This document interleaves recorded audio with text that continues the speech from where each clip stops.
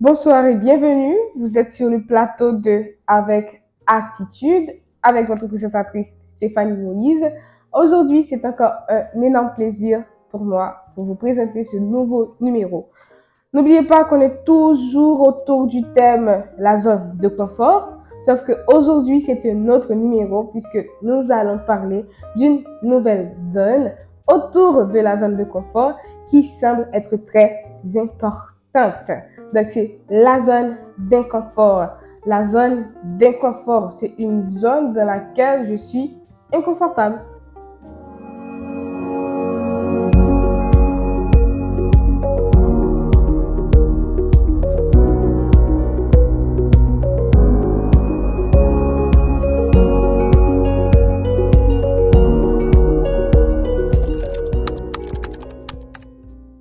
Évidemment, la zone d'inconfort, comme son nom l'indique, c'est une zone dans laquelle on n'est pas confortable.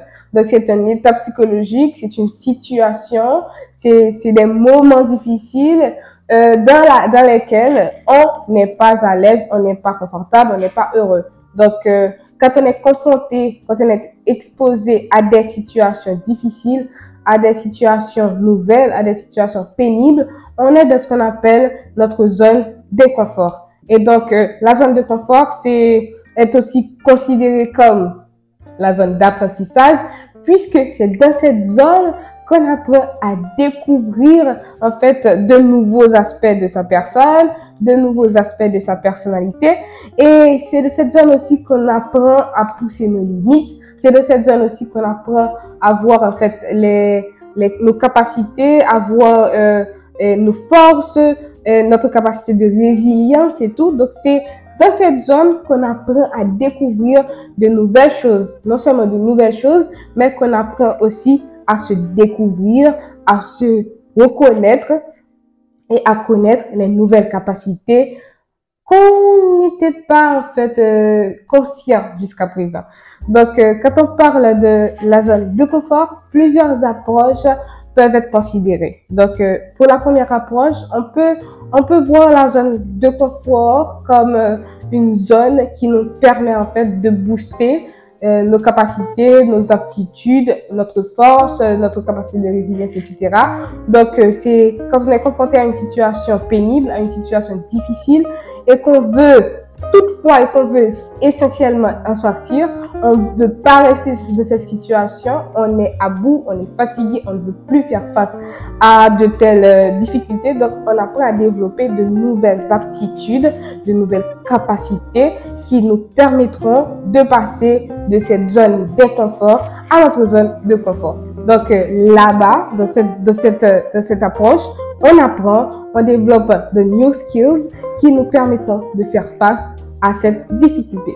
Il y a une approche aussi qu'on doit aussi considérer quand on parle de la zone de confort. C'est l'approche dans laquelle on essaie de développer une sorte d'adaptation.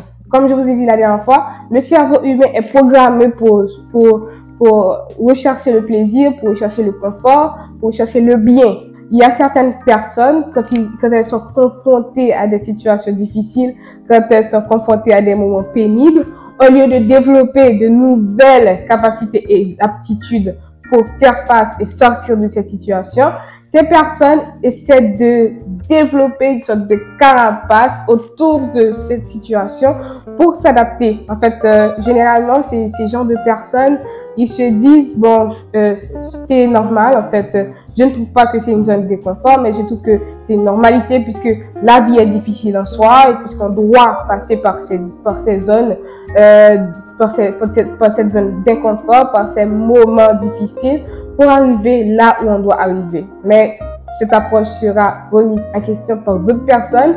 En fait, c'est les premiers groupes d'individus en fait qui refutent cette approche parce qu'ils se disent en fait que faire face à un moment difficile ne veut pas dire qu'on doit s'adapter à cette étape, qu'on doit s'adapter à ce moment, mais on doit développer de nouvelles capacités pour sortir de ce moment difficile. On trouve aussi une approche et une autre catégorie de personnes, quand ils sont confrontés à des situations difficiles, n'essaie pas de trouver des solutions, n'essaie pas de développer de nouvelles capacités pour en sortir, n'essaie pas aussi de s'adapter à cette situation puisque c'est un moment difficile, ils n'apprécient pas, ces individus n'apprécient pas ce moment, donc ils plongent dans ce qu'on appelle la dépression, la frustration.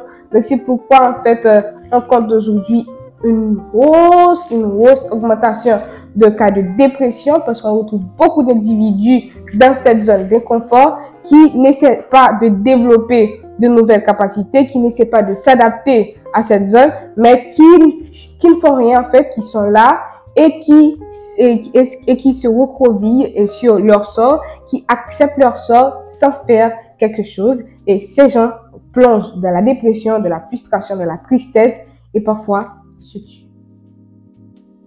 Donc, ce sont ces trois approches qu'on peut analyser et qu'on peut élaborer quand on parle de la zone d'inconfort.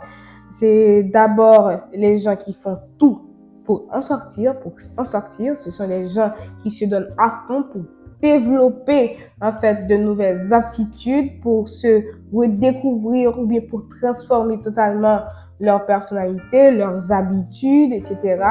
pour trouver des solutions pour sortir de ce moment difficile. Et on trouve également des gens qui s'adaptent à ce moment difficile parce qu'ils se disent mais bon c'est la vie est difficile en soi et bon je dois passer par ce moment pour expérimenter en fait ce qui m'est réservé, ce qui m'est destiné.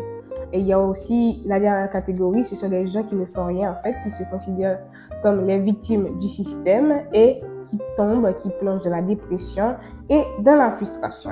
Donc, c'est les trois approches qu'on peut considérer quand on parle de la zone d'inconfort. Maintenant, parlons du type de gestion qu'on peut élaborer ou qu'on peut analyser quand on parle de cette zone d'inconfort. Il y a deux types de gestion. Il y a la bonne gestion, il y a la mauvaise gestion. La bonne gestion de cette zone d'inconfort est attribuée aux individus de la première catégorie. Ce sont ces individus qui font tout, comme on vient de le dire, pour développer de nouvelles capacités, de nouvelles aptitudes et de new skills pour sortir de cette étape pénible. Et il y a également la mauvaise gestion. Donc la mauvaise gestion, ce sont les individus dans la dernière catégorie qui se considèrent comme les victimes, qui s'accablent sur leur sort, qui ne font rien, qui plongent dans la dépression, qui sont tout le temps tristes, qui sont tout le temps tristes et envieux, qui ne font rien du tout pour sortir de ce moment pénible. Il y a également une gestion neutre qu'on peut considérer aussi personnellement, je peux considérer cette approche comme une mauvaise gestion parce que je pense que quand on reste stagné dans un moment difficile et qu'on essaie de développer une carapace, une sorte de bouclier pour s'adapter à ce moment, cela nous empêche d'avancer. Et n'oubliez pas que je vous ai dit que la zone d'inconfort est considérée comme la zone d'apprentissage. Donc, puisqu'on reste, qu'on s'habitue et qu'on s'adapte à cette zone, donc cela nous empêchera d'apprendre de nouvelles choses. Mais il y a certains qui pensent que cette zone peut être une bonne gestion parce que ils se disent en fait qu'ils vont pas en fait se casser la tête pour les aléas de la vie et ça doit venir, ça doit partir et tout. Et donc ils considèrent que c'est juste un moment normal. Donc si on veut vraiment parler de zone d'apprentissage, on va considérer l'approche seulement, la première grande approche qui parle de ces gens qui travaillent et qui se transforment pour aller plus loin, pour accomplir de nouvelles choses, pour accomplir de plus grandes choses. Et n'oubliez pas aussi que tout est lié à une cause et à son effet. Donc, dans le livre de How to be a Millionaire, donc on parle de ça, l'auteur parle de ça, de la relation qui existe entre les causes et les effets. Tout est cause et effet. La santé que tu as, en fait, c'est considéré comme une cause et effet. La prospérité, ton poids actuellement, la situation dans laquelle tu te trouves, est aussi considéré comme des situations de cause à effet. Donc, tout dans la vie est considéré comme des cas de cause et d'effet. Donc, pour vraiment maintenant passer en fait cette zone d'inconfort, pour s'élargir en fait, pour passer de sa zone de confort à la zone d'inconfort et ensuite à sa zone de confort. Donc c'est comme un cycle.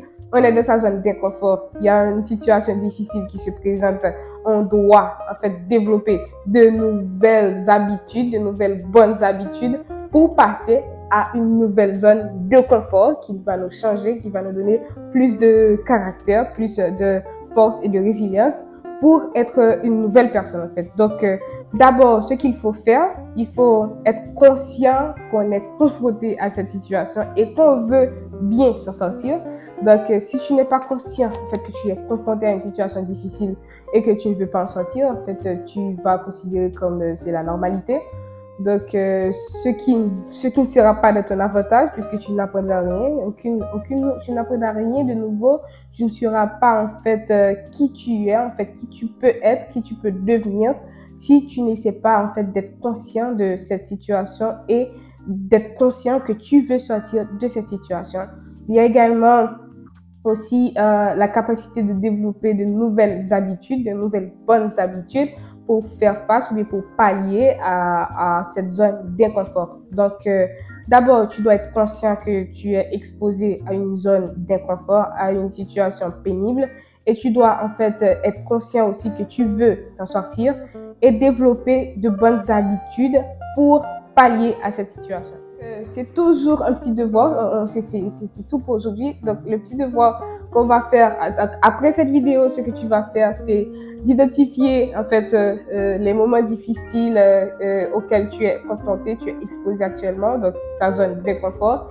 Et également commencer à considérer cette zone d'inconfort comme une situation, comme une possibilité d'apprendre, comme une possibilité de se redécouvrir, comme une possibilité de renaître en fait, et comme une possibilité en fait de se fortifier, de fortifier son caractère, d'être plus résilient en fait. Et ensuite, quand tu termines d'identifier cette zone de confort, cette situation pénible, tu dois faire une liste des habitudes que tu peux mettre en place désormais pour pallier à cette situation.